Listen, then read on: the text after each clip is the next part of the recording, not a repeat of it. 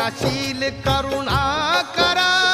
महिमा तुझा पार युगंधरा क्रांतीवीरा